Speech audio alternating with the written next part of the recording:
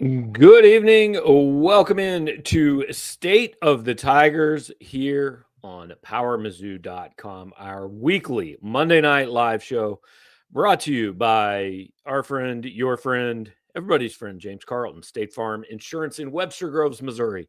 CarltonInsurance.net's where you can find him on the internet. You can give James's office a call at 314-961-4800. He's going to do the best job he can to get you an excellent deal on your insurance and throw a little money toward Mizzou's NIL efforts. James is my insurance agent. He is Drew King's insurance agent, who is now on your screen. He wasn't for a second there, but he is now. So we encourage you to get in touch with James and get a free quote. Tell him that we sent you. Tell him Drew sent you. That might work better than if you tell him I sent you. I don't know. He might knock a couple extra bucks off that way. Drew, what's going on, man? Have you come to grips with the fact that after a winless week in the SEC, it's all doom and gloom from here on out? Yeah, it's all over, huh? And I mean, at this point, is there any purpose in covering the rest of the season, Gabe? We'll go ahead. Yeah. Okay. We'll go ahead and do it. I just realized I was wearing a green shirt today in honor of Jalen Hurts. So I'm matching. Congratulations to yeah. Fly Eagles fly all night on this podcast. So should I get a green party popper? Oh, do you? Yeah, I forgot you had those. Yeah. Let's go ahead and do that. Let's get that. Oh, it's a dud. That is brutal. Yeah, all the green fireworks were shot off last night. There's nothing left. Well, I tried. We don't want to waste them all. I'm not joking. Like the popper part, actually came out of the plastic here. Like that's crazy. It's now just randomly going to explode at some point in the middle. Yeah. Of the 1,000% Jesus out of you. So want to invite you guys to like, comment, subscribe, do all that. Put your comments and questions in the chat. We'll get to them. We're just gonna have Drew for the first 30 minutes tonight because at 7:30 I'm going to talk with Brad Loos. Of course, the Rally for Ryan game was on Saturday. So wanted to get Brad in to talk about, about how the whole thing's going. They passed a major milestone on Saturday and all that. But Drew, in all seriousness, we talked quite a bit about the game on Saturday night. We did a post-game show. Anything left over that, like, good, bad, or indifferent that you've thought of since then that you wanted to go back and revisit? Yeah, maybe not necessarily on those games specifically. I mean, we kind of mentioned it then, but Wade Taylor just hit a good shot, and I think that's really what it came down to. I really don't think you can be mad about losing to two top 10 teams by a combined 7 points. And so the good news is I looked up these numbers yesterday. Mizzou's got the easiest remaining schedule in the SEC right now. They're playing 6 teams or 6 games against teams in the bottom half of the SEC standings right now. The other 2 are Alabama and Kentucky, and both of those games are at home. So I think that Mizzou's still in a pretty good spot heading into this home stretch of the season. So what do you look at as what's kind of the reasonable first, what's the reasonable expectation? And then what's this is the minimum that would be okay? Okay, so if we're saying, the expectation is to make the NCAA tournament, you need 2 wins, right? That's where we started back in January, is they got to get to 8-10. But let's be honest, that would be disappointing. That's a pretty big letdown. Yeah, I would agree. So I think realistically, if you go 4-4 here, it's not necessarily what you were expecting, but that's still going 10-8 in the best conference in the country. That's a pretty good season. I think that they could probably go, maybe 6-2, right? And the 2 being Alabama and Kentucky losses, that would still put you at, 23-8 for the year. That's a really good team. That's probably a 4 or a 5 seed in the NCAA tournament. So I think that there's still a little bit wide variety range of outcomes, but I still feel confident. I don't feel like I've been shaken up by the past 2 losses at all. Yeah. So my expectation where I would set, okay, this is solid and you feel good about it. I Anything better is obviously huge. I think 5-3 in the last 8. And like I don't have a specific look, I've never felt good about Alabama coming in here because they're every bit as good as everybody thought they were, but I'm not going to say like you write that one off as a loss. But I think between at Georgia, home against Alabama, at Arkansas, at Vandy, home against Kentucky, like you can lose 3 of those. And to me, it's fine. Oklahoma here, you have to beat. South Carolina here, you have to beat. At Oklahoma, I think. I mean, if you want to throw that in with those other 5 games, if you go Yeah. 3-3, you beat Oklahoma and South Carolina at home. Then if you can go 3-3 in the rest, that's kind of where I set my line of like, okay, I think it's reasonable, but also like I think you would feel pretty decent, not great about it, but decent about it. Yeah. I think 4-4 isn't terrible, but that's about the lowest I'll go where you kind of still feel good about how things ended. Yeah, I'd agree with that. And again, like I think Tennessee and A&M really just showed they're not a top 10 team yet. I still think the floor for them is really high. Um, and so, yeah, like I think that 5-3 is very reasonable considering, like I just said, this is the easiest remaining schedule in the league. Right. So we agree Alabama is the toughest game left on the schedule. Yeah. What would you put? I'm curious what you would put number 2. For me, number 2, I'd say I'd still go Kentucky. I think that Kentucky's just a tier above the rest of the teams here, even though you got them at home. I think that Kentucky on the right night is head and shoulders above everyone else on the schedule. So that's my opinion. On the wrong night, I think Kentucky is significantly below a lot of this Yeah. schedule, though. Kentucky's swings are like Kentucky has Final Four ability. They also have every bit the look of a team that loses a 5-12 game to me. And like anything in between. It's not the second toughest game on the schedule, but the one I do look at and say, I think like I kind of feel like this is the one I would pick Missouri to lose is at Vanderbilt. Mm. And it's a weird place to play. Vandy Yeah. has beaten good teams.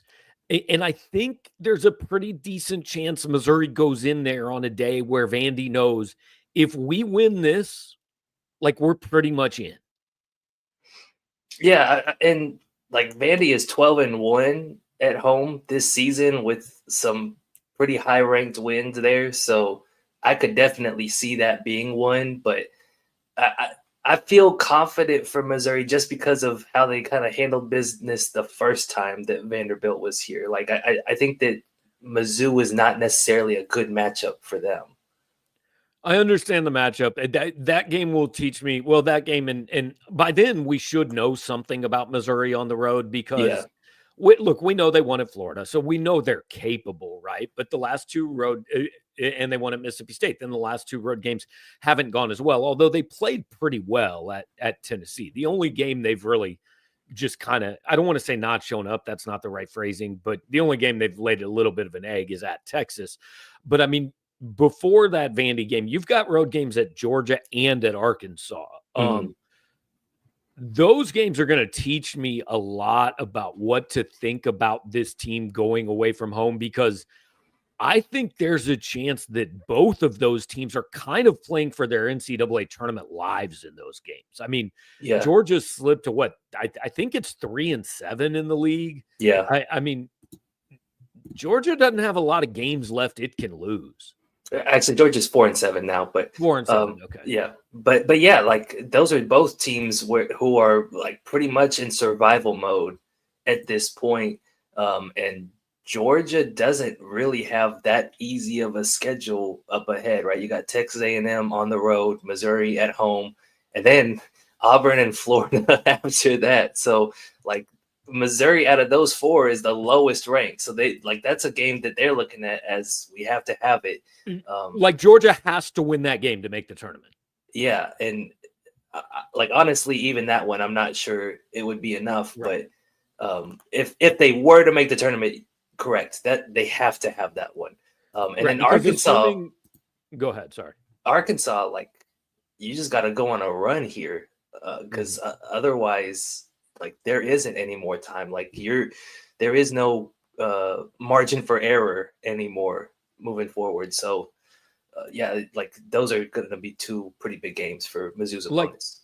Georgia probably has to finish at least 4-2, maybe 5-1. I'm sorry, at least 4-3, maybe 5-2. Arkansas has to finish at least 5-2, maybe, or 5-3, maybe 6-2. And I don't know. I don't like going into a place where on the surface, the game is more important for the opponent than it is for you. Mm. So it'll be interesting to see how it goes. And Billy, at any point you want, feel free to kind of start popping up people's questions and things like that. Let's talk a little bit rankings and bracketology. So Missouri 21st in the AP poll, down 6 spots seems a little harsh. Yeah. I mean, initial reaction seeing that. Gut reaction was it was a little harsh, like you said. Although I did have Mizzou down 2 spots in my SEC poll ballot, but I still had them like 6th, right behind Texas A&M and Florida. So to see them like behind Ole Miss right now, like they beat Ole Miss. To see them behind Kansas, they beat them. And I don't think that Kentucky's a top 15 team. So it is a little puzzling to me, but that's what happens when you lose 2 in a row. And the other thing that kind of it surprises me when I look at the net rankings and the breakdowns of the quads and stuff, like my initial reaction is Missouri should be ranked above some of these teams, but then I look at the road neutral record and it's worse. And I look at the quad 1 and quad 2 wins and record and it's not as good. Like I understand looking at the resumes why Missouri ends up in some of these places that it does. Yeah, and it also goes into just how kind of simple and easy the non-conference schedule was, right? It's one thing to play like a quad 3 team, but Missouri was playing the bottom of the barrel. So that doesn't really help its case there either. I'll be honest though, I don't give AP voters enough credit to do that much research to go, well, they played number 363 and 364. I think I think the AP poll, we saw this in football. I think it's become very reactionary. And some people like it that way, but like, oh, you went 0-2 last week, we have to drop you. Yeah. Oh, you went 2-0 last week, we have to jump you. And I really don't think there's much thought for what happened before this and who did you play. It is where starting out number 1, like Kansas is number 17 in the country. The only reason they're there is they started the season number 1. That's it. Correct. Yeah. And so look, I think that the good thing about basketball, it has been kind of proven that I don't think there's a ton of correlation between the AP poll and the seeding. I think there's quite a bit of that correlation in football, but I don't think it is a lot in basketball. So you see the comment on the screen. Drew, what do you think about this? There's a good chance that a 7-11 SEC team makes the tourney. Do you think that's reasonable? I think it's not out of the question. I don't know that it's likely, but if you told me like a 40% chance that happens, yeah, I'd believe that. And I don't know who it could be. Like maybe it's Texas, maybe it's Oklahoma, but like SEC is really good this year. Well, and the thing is, the teams that could get in at 7-11 aren't in danger of being 7-11. Like Texas's resume is not all that good. Missouri might be their best win of the season. Oklahoma's best win of the season right now is Michigan or Vandy. Like that's not getting you in at 7-11. did Arkansas do enough that they can get in at 7-11? I don't really know. But just when I look at those teams, I mean, maybe Georgia, but when I look at the teams down there that I think are going to be in that range, I've got a hard time. I mean, look, I won't argue that. Like, I think Texas is a tournament team. I think Vanderbilt is a tournament team. I think Arkansas is good enough to be a tournament team. Oklahoma's good enough. Georgia's good enough. So if those teams get in at 7-11, I'll actually applaud the committee and say, hey, you did your research, and it wasn't just how many wins do you have and all that. But I feel like it would be breaking protocol a little bit to put any of those teams in at 7-11. Yeah. I would. So I'll throw this out there, Gabe. What would you think about like a Vanderbilt at 7-11? Because they've got a pretty tough schedule to close out. They've got some really good wins. Have they done anything away from home? Their best win away from home is Virginia Tech, TCU. So no, Nevada. So no, not really. Okay. What are those also their best non-conference wins? Yeah, TCU is probably the best one out of those. Yeah. No, you get to 8-10, I'm good with it. 7-11. Kyle's saying OU definitely gets in at 7-11. So just pull up OU's schedule. All right, hang on, I'm on it. Like I just looked up OU's schedule on Saturday. Their best wins, I think, are Michigan and Vandy. Yeah, it is Michigan for sure. Vanderbilt, and then yeah, the other two wins are South Carolina, Arkansas. They did beat Arizona. Hold on. They did beat Arizona and Louisville on neutral courts. Okay. I don't know how I missed those then. Okay. Yeah, if you're going to give me a 7-11 team, they've got a decent win over Providence. If you're going to give me a 7-11 team, it's Oklahoma. Yeah. That also changes a little bit what I think about Missouri's game in Norman, maybe. Well, but here's the thing, Gabe, is like some of those wins were a long time ago, right? Yep. Arizona and Louisville and Providence were all in November. Yeah. And they've lost 7-10 since January 1st. Correct. So like we might be talking about a different team than the one that went 13-0 in non-conference play. Yeah. All right. So let's just kind of end this talk here. As of today, how many SEC teams do you think get in? We'll get to your question in a second. I'll go with the big number. I'll say 13. I think I think Texas makes it. I think Oklahoma makes it at 7-11. And so yeah, it's like maybe Georgia, but I don't have a lot of faith in them right now. I mean, to get to 13, either Georgia or Arkansas has to get in. Oh, see, I'm not good at math, Gabe. So I'll go 12 then. Right. I was going to say 12 is my number. And I think Arkansas and Georgia Arkansas and either Georgia or Oklahoma get left at home is my opinion. I would go 12. Maybe 13 more likely than 11, but I'm not at all sure of that. So it would take like a pretty big turnaround from Arkansas or Georgia at this point. Yeah.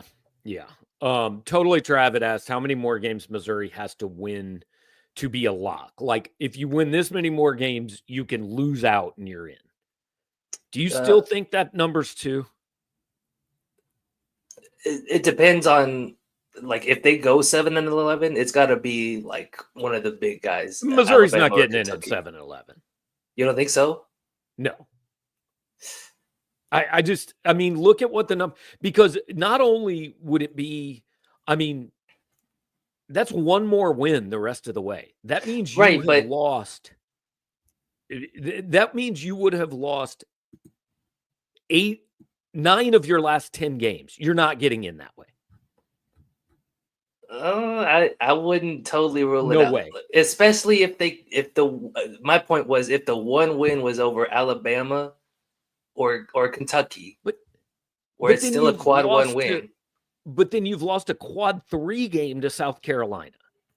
Okay. Like South Carolina you can't lose South Carolina, I don't think. No. Unless you're like 6-2 the rest of the way and something really weird just happens. I think minimum Missouri has to win 2. Yeah. Let's say for argument's sake, for the sake of this question, South Carolina and Oklahoma at home are the only 2 wins. Are you confident they're in? Because I'm not sure I am. I think I am. I'm trying to think. Aren't they 7-4 or something like that in quad 1 and 2 games? I'll double check, but like I feel think like they're 6-6. Oh, I'm on it, but because they have no losses in quad 3 or 4. yeah, they're either 6-6 or 7-6. So I mean, like I think they would probably get it. Here's what I'll say: if you finish 2-6 the rest of the way, which again would be 8 losses in your last 10 games, first of all, you can't puke on yourselves in Nashville. And I think maybe you start looking around at some of those smaller conference or some of these, theoretical 1-bid leagues and go, I hope nobody steals a bid there. I just think at 8-10, I think they would probably get in, but I think Selection Sunday would be more nerve-wracking than they want it to be. Is that fair? Yes, and I apologize. I tried to pull up the net rankings and they're blank right now, so I have no Okay, idea. I mean, shouts to Kyle. It's 6-6. Thank you. Yeah. Oh yeah, they are blank. But yeah, I did look it up earlier today, and they're 6-6 in quad 1 and 2, which is like not bad. And they're going to have a lot more quad 1 and 2 games. But the problem is, if you go 1-6 in those games, you go from 6-6 to 7-12. Yeah, but it's still 7 wins. You can't beat a lot of these teams. It's still 7 wins though, and I think Torvik right now has his metric called like wins above bubble. Right. And I don't know what that means exactly, by the way. So it's basically like teams that are on the fringe of making the NCAA tournament, right? And how many wins you had against or how many wins more you have than those teams in those kinds of games. And I'll pull it up really quick, but I'm pretty sure Missouri ranks pretty high there. They're 29th in the country in wins above bubble, right? So that tells me like you're pretty close to being a top 25 team against the good teams. So I think the 8-10 still gets them in because of what they've done so far. I think it does too. And I understand on like officially it is no longer a qualification what you've done in your last 10 games. Officially it isn't. But when you're looking at a resume, I think who started 17-4 and ended 3-10 or whatever. Like, sure. So I guess that's what I think it's not the impression you want to leave. That's, I guess, what it comes down to is like, does February outweigh the first 3 months of the season? Right. And it shouldn't completely. Yeah. But I do think it should count a little bit more. Like, again, I just wouldn't want to leave. I think you're leaving it in the committee's hands if you go 2-6. Now, sure, I don't think that's a concern. Like, I think Missouri should absolutely not go worse than 4-4.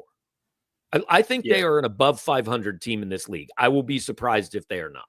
Yeah, we're talking more about just the worst case scenario here.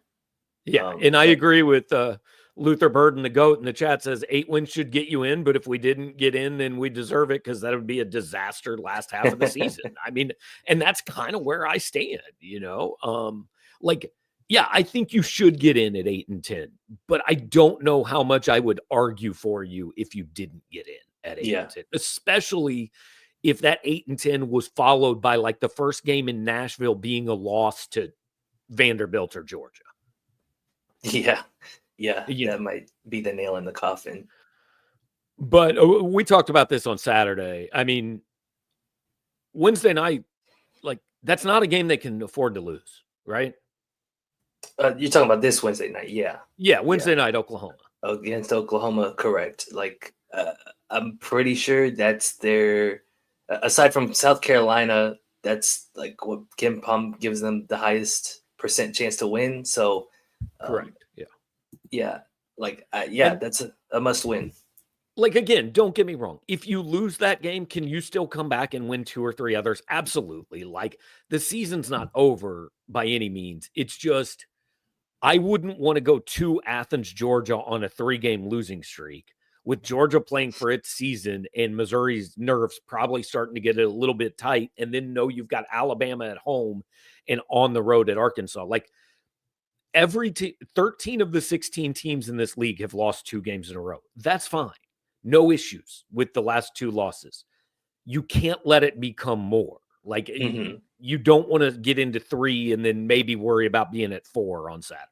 Yeah, because that's how you unravel, right? And that's something that I think kind of happened to Ole Miss last season. You think about how good they were this time last year, and then just completely fell apart, ran out of gas down the stretch, and ended up missing the NCAA tournament. You got to avoid that. And so, but on the flip side, they win these next 2 games against Oklahoma and Georgia. It's all locked up. That's what Aiden says. If they win both this week, they're in. We agree with that, right? Because, like, I'm pretty much counting South Carolina at home as a win. Yeah. And so you win 2 this week, you're going to be sitting 8-4. Then we're just talking. Then from there on out, it's purely what seed are you? Yep. So I want to throw in, and Mike says if Mizzou cancels class Thursday, the crowd could be crazy. Yeah, it'd be interesting. I mean, I don't think there's going to be a lot of people coming from very far away for that one. I don't think it's supposed to be awful, but they are supposed to get snow. We are supposed to get snow, I think, starting tomorrow afternoon or evening. I think tonight. Well, my wife told me they backed it up a little bit. She pays more attention to the weather than I do. So I had a place I was going to go, and I really have no idea where that place was. So I don't know, Drew. I'm just going to offer you here. We got about a couple minutes, and Brad just popped in the waiting room, but we got a couple minutes. If you've got a closing thought, anything that on your mind. I know we talked about switching up the starting lineup, whether there's anything that you want to get out there for the people. Yeah, I mean, just looking at this Oklahoma team, like, the numbers are a little interesting, Gabe. They're actually really good at making shots, and they are terrible at everything else. So I think that the biggest thing Mizzou can do against them tomorrow Wednesday, is rebound and get turnovers, and that's 2 things that Mizzou's done a really good job of all year. You've told me you like Jalon Moore a little more than I do, but there's also Jeremiah Fears and Bryson Godin. These guys can score, so you just got to kind of control the possessions in this next one. Yeah, and I do want to mention real quick that I did talk to somebody today and say, hey, is there any chance that game gets moved up earlier in the day, Tuesday, anything like that? And they said that we've heard nothing about that. So it looks like about 7:00 Tuesday or Wednesday night, you and me are trudging up that hill in the snow, man. So get ready, put your boots on. Hopefully they give us the alternate parking lot like they did the last time it snowed, so we don't have to go skiing. No, it's too far away. It is far away. That was the most. I almost didn't cover that game. I got halfway. I got to the edge of the softball parking lot and almost said, "Screw this, I'm out." Shoot, I'll walk up the hill, man. I've counted it. It's like 180 steps. I can do that. It's double that at the other parking lot. It's brutal. All right, Drew, we're gonna let you roll, man. Appreciate it. Everybody, watch out for Drew's stuff. We just got an email. I think Missouri's maybe doing media tomorrow. I don't know. Yeah, they are. All right, good deal. So we're gonna let Drew go. Pop Brad Loos in his place on the other side of the screen. There you go. See, we have a producer. He can do all those things. It's fancy. Brad Loos joining us now. Brad, what's going on, man? Not much. Appreciate you having me on. And you guys are correct. Usually policy is if the other team can get here and the refs can get here, play ball. So I want us playing on Wednesday night. I wanted it moved up to like noon on Wednesday. That's all I wanted. Just move it sooner. I wouldn't be mad about that. Yeah. Hey, look, my policy is every game should start at 9 a.m. Just get it done. I'm out by lunchtime. I'm happy. So, look, everybody that doesn't know, Saturday was the Rally for Ryan game at Missouri. Brad, obviously, Ryan's father started, family started that. Brad, it's been 10 years, huh?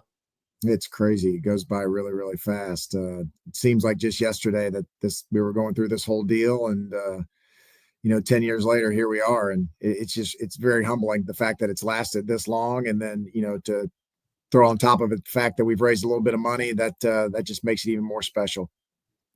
Yeah, I don't want to steal your thunder, but you announced like a major milestone that you guys had passed on Saturday. So if you kind of let our people who maybe weren't at the game or hadn't heard that know. Yeah, this year we crossed the $1 million mark, which is incredible. Like, again, this started. We wanted to raise $10,000 that first year, and Yeah. that we just thought that'd be so cool if we could raise $10,000 and donate it to a pediatric cancer research clinical trial. And to cross $1 million, that's something that never in our wildest dreams ever entered our minds, and here we are. And I like to think we've done some good with it. I hope we have. I think we moved the needle a little bit, and now we're donating all the money to the MU Children's Hospital, and we feel like we can have a really big impact there and really move the needle here in the mid-Missouri Columbia area. So the important thing before we get into talking a little bit more about this in the last 10 years, Rhyan was 4 when this happened. She is now 14. Like, I understand once you have had cancer, like it can be kind of hit and miss. How is she? How's everything there? She's great. I like to say she is a normal, run-of-the-mill, beautiful, funny, pain in the butt 14-year-old, right? And we feel blessed every single day because of it. Yeah. There were, I mean, take me back to, your 4-year-old daughter. This happens. You were obviously coaching at the time. I mean, I've got to imagine there's days that you and Jen did not think you would see 14. No, we didn't. Things were pretty grim. They are for every kid that gets cancer, right? That's why we wanted to donate to pediatric cancer research in the first place. When you get into it and you start learning the statistics, and you learn that survival rates aren't great for a lot of these cancers. I mean, some of them, they are good, like leukemia, they've done a really good job of. They've gotten survival rates up to 80, 90%.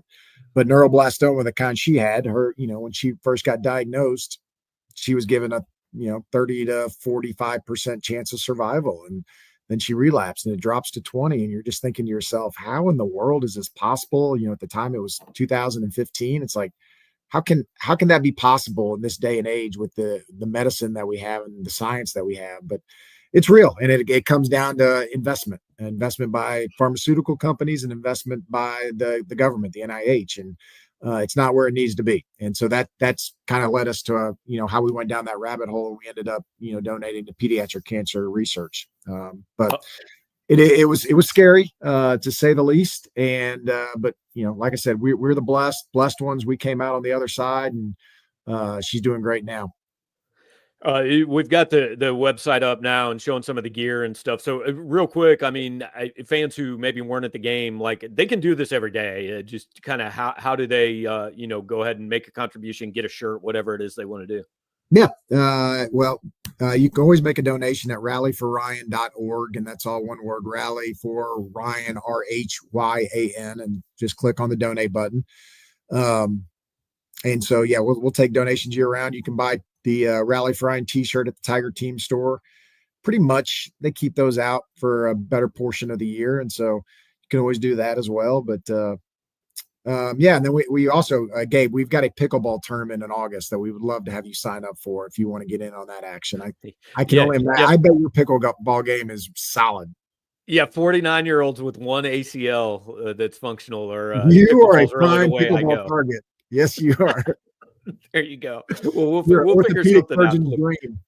I got 2 young guys on my staff. They can maybe figure that one out. But speaking of the gear, look, Missouri fans have a long history with Buzz Williams dating back to 2008, 2009. He maybe hasn't always been their favorite coach, but Buzz came to his post-game press conference wearing the 10th anniversary shirt and basically said he didn't know about it, and his GA, he found out about it, had his GA go get him a shirt. Did you talk to Buzz at all on Saturday? I did. Actually, Buzz, so when he was getting ready for the story he told me was when he was getting ready for the game, he saw that was Rally for Ryan, and so he called Coach Gates to say, hey, what is this? What's going on? And Coach Gates explained, that, one of our associate ADs raising money for pediatric cancer. Long story short, he sent Coach Gates the link on me, or Coach Gates sent him the link on me, and he looked it up, and he realized that we knew each other from back when I coached. And he actually had called me and wrote me a letter when Rhyan first got diagnosed. And so it rung a bell in his head, and he realized, he knew me, he knew my dad. And that's why he decided to put the shirt on and wear it just to honor us. And so just very cool. Like, it says a lot about Buzz and who he is as a person. He didn't have to do that. And the notoriety it got us, not just obviously here in Columbia, but just really nationwide, is really cool. And we're very thankful for it.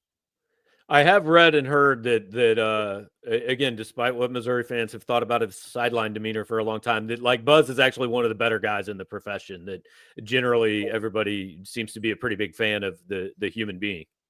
Yeah. I mean, he's I think he tends to rub some coaches the wrong way because he can be a lot, but I'll be honest with you, it's very authentic and it's genuine, at least from my side of things. Again, he didn't have to do that. Like, there's no, I don't know many coaches that would put on the opposing team's T-shirt. It says Mizzou basketball on it, and right. For him to do that is just a really cool deal, and just says a lot about him. And he writes notes every day, right? That's his thing. And so first thing when he gets in the office, he'll get in and write 5 to 10 notes every day, and you don't have to do that, right? And he does it, and I think he is authentic about it and very genuine about it. So, look, when this started, like we talked about, you were an assistant on Kim's staff and all that. And then, obviously a couple years later, Kim is no longer the head coach. You were still at Mizzou. Then you leave Mizzou. Like, this has survived through all of that. Like, what's gone into that Missouri has, and you guys have managed to keep this going, even though you weren't still on the basketball staff, then you weren't even here for a little while. Yeah, it's amazing. It really is. It's a testament to the people of mid-Missouri and Columbia. 10 years is incredible for anything to last, let alone, rinky-dink little game that we throw on. I leave. I go to Memphis last year, and I thought it was going to be done, right? I mean, and I was okay with that. I was at peace with it. I didn't like it, but, life goes on and things change. And thankfully, my wife is extremely stubborn, and so she wanted to keep doing it. And quite honestly, a lot of the people here in town were the ones that went to Desiree and said, "Hey, look, we don't care that Brad's not here anymore. We still want this game to live on." And that's why it did go on. And then for Larry to get the job here, and for me to just latch onto his coattails and tell him he can't leave Memphis without me. We get to come back, and the game's bigger and better than ever. And we dang near, we more than double what we've ever made in any other game before. It's really cool.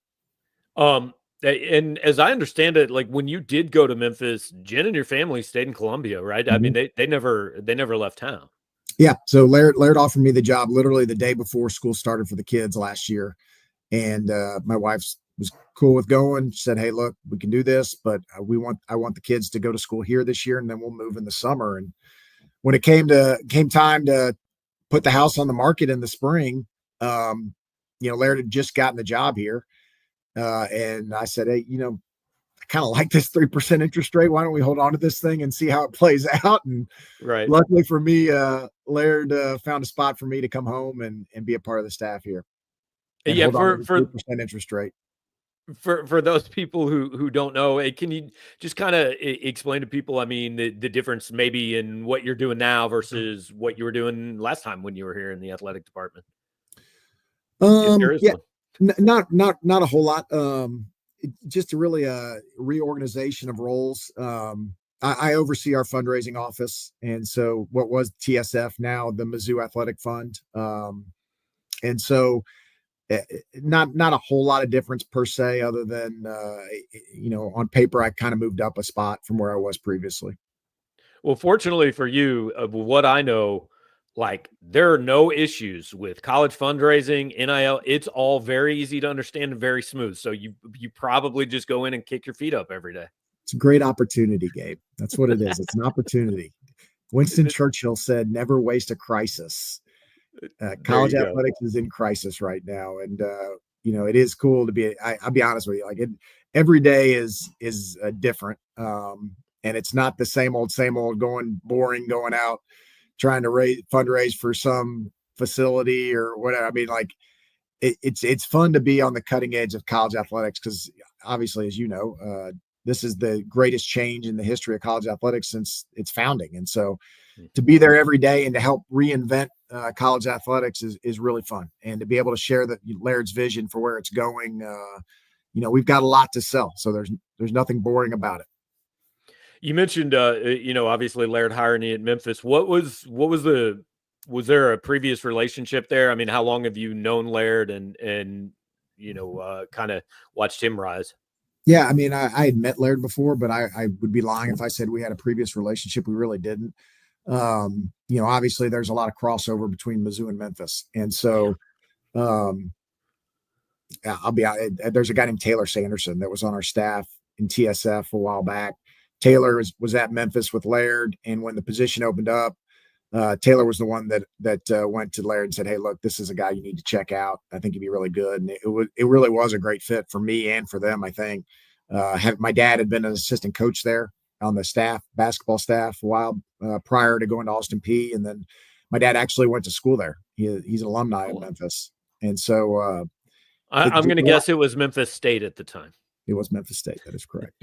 There you go. Might have been Memphis Normal School at that point. Who knows? I mean, that was a while ago, but there's still a lot of donors that they recognize my last name. They remember my dad. They were, thought fondly of my dad. And so it was really a good fit for me there. And I just kind of slid right in seamlessly there. And then obviously be able to come back here. It was a pretty seamless transition as well. Yeah, I know you're obviously a basketball guy at heart. Coming back, just curious how well you've gotten to know Dennis and what it's like being in that arena and seeing it. Like, look, it's kind of always been pretty close to full for Ryan's game every year, right? But for other games now, having that thing packed and as loud as I've heard it in a while. Yeah, I tell you, I'm really happy for Dennis and the staff. They're great guys. They work their butts off. They've got a good group of kids. Last year was just such a weird anomaly. I mean, you look now and see what John Tonje is doing. Obviously, Caleb's playing great. They had good pieces last year, and just injuries just decimated them. And you know how it is when you lose momentum, it's just really hard to get it back. And so they needed to hit the reset button. NIL was good to them. The portal was good to them, and they were able to put together a really good team and build it back up. And here we are. But it is fun seeing the arena full. It's an unbelievable place to play when it is full. It's one of the best environments of college basketball. I sat there Saturday and was pinching myself, in that second half, and just that place was freaking electric. The entire second half, that fan base, especially the students, just kind of freaking willed us back into that game. And so it is neat to see, and I'm happy for this staff. They deserve it. They've worked their butts off. All right, so last thing for you, I'm curious, did you have Ryan go tell Wade Taylor he wrecked her day or anything on Saturday after that shot? I'm going to be honest with you. This is just between you, me, and everybody listening. Don't worry, nobody listens to this show. Ryan, I think this may be why we lost. Ryan left the Rally for Ryan game after halftime. She had court warming and told him so. She had to go to the dance, and that may have been why we lost the game because Ryan left the Rally for Ryan game, and Wade Taylor apparently has a cold, dead heart and doesn't care about what we had going on. Right. Yeah. Too bad Wade Taylor didn't have court warming on Saturday. Oh my gosh. That guy he makes game winners for a living. It's what he does. I mean, look, Brad, when you've been in college for 12 years, sometimes you make big plays, That's fair. Let's see if we can't find another 5 for Caleb Grill to do the same. Yeah, no question. Well, hey, man, really appreciate you. And again, we'll encourage people to go to the website, and you can help out anytime. And I guess we'll see you on Wednesday night, unless one of us decides it's too cold to walk across the parking lot. I don't know who'd be more likely. I do want to see you guys sliding down Champions Drive on your way back down to the car in Lot G. That'd be fun to watch. But hey, before I go, I'll send you the estimate from the auto body.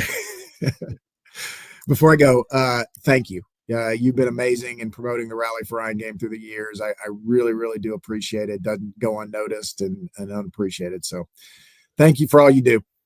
Absolutely, Brad. Appreciate you joining us, man. And have a good night. We'll see you on Wednesday. Okay. Thanks, Gabe. All right, guys. That is Brad Loos. Again, that's even when there's been bad basketball, that's a thing that Missouri has done incredibly well. And they kept it going when Brad got let go as a part of Kim's staff, and then kept it going when Brad went to Memphis. And Saturday, all the way for about 39 minutes and 58 seconds was great inside Mizzou Arena. But certainly encourage you get the shirt, and I mean, I remember talking to Brad and Jen like on the 1-year anniversary of Ryan's diagnosis, and wrote a story way back when, which I probably no longer have access to because it's on a different website and platform, but talked to them years and years ago. And like, there were a lot of days that nobody thought Ryan Loos was going to be here for the 10-year anniversary. I mean, much less whether there would be a 10-year anniversary of that game at all, but whether Ryan would be there. So a cool thing. And while we had a kind of a chance to maybe branch out a little bit from just strict basketball talk, I wanted to get Brad on the show and appreciate him making the time. Appreciate you guys listening. Drew did say in the comments that he and Gerard would form the greatest pickleball team of all time. They have never played before. I promise you, Drew, it will be better with you and Gerard on it than it would be with me on it. This is all I know. So happy to let you guys represent Power Mizzou. But thanks for checking in with us live tonight, guys. If you were here, make sure to like, subscribe to the channel, do all of those things. I will upload this on the podcast, and you can share that on social media and leave a nice comment. And as always, want to remind you to get in touch with our friend James Carlton at State Farm Insurance in Webster Groves, Missouri. Look, Brad was just talking about he does the fundraising and stuff. James Carlton's a big help to him. Big help to Mizzou's NIL efforts. So if you get in touch with James at carltoninsurance.net or at 314-961-4800, you tell him you heard about him on powermizzou.com. You get a quote from him. Whether or not you hire James as your insurance agent, he is going to donate $25 to Mizzou's NIL efforts just for reaching out and getting the quote. So, no post game after basketball this week. 8:00 Wednesday night makes no sense.